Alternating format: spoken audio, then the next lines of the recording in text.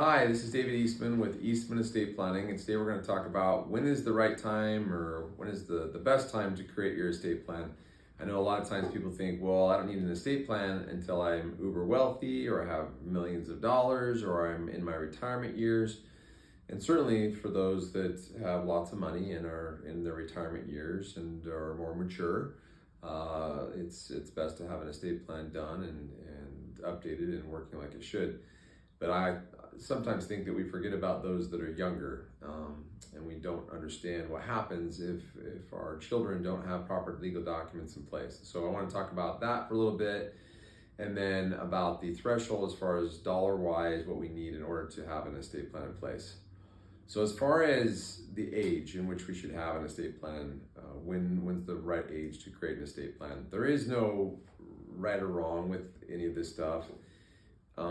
Once our children are over the age of 18, they're considered adults legally. So at that point, they should have their own legal documents. And there's really 3, 4, 5 different documents that we should have for our children, our grandchildren, if they're 18 years of age or older. And those consist of healthcare powers of attorney, so that we can make medical decisions for our children. If they're in the hospital, the doctors can talk to us and release information to us. So healthcare power of attorney. In Arizona, a mental health care power of attorney, a HIPAA form, which will allow the doctors and hospitals to release information to us about their healthcare, a living will, which will say whether they want to be kept on life support or not. If they're in a persistent vegetative state or a terminal condition, they should fill that out. And then a financial power of attorney.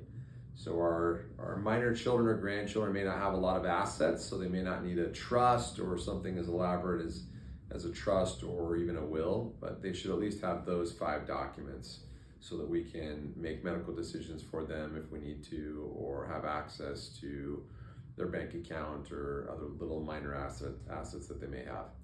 So that's kind of age when it begins.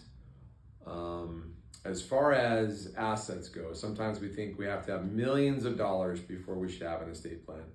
That's not true. Most of our estate planning clients are coming in if we're over the probate threshold amount, which in Arizona that just increased this last summer in 2025, in the summer of 2025. So we now have the probate threshold amount for anything that's not real estate, which what we call tangible personal property, of $200,000, and then real estate of $300,000. So if we add up all of our assets, our bank accounts, our checking, our savings, our brokerage, our stocks, our bonds, our mutual funds, and if the total combined value of all that is greater than $200,000, then we have a probate problem. And all that means is we're going to have to go to court to gain control of assets. And if we have real estate that's over $300,000, then we have a probate problem. So if we have assets that exceed those 2 probate threshold amounts, $200,000 for anything besides real estate and $300,000 for real estate, then it makes sense to have trusts and wills and things like that in place. It just makes life a lot easier, and it keeps our loved ones out of probate. Hopefully that's helpful, and we'll see you next time. Thanks.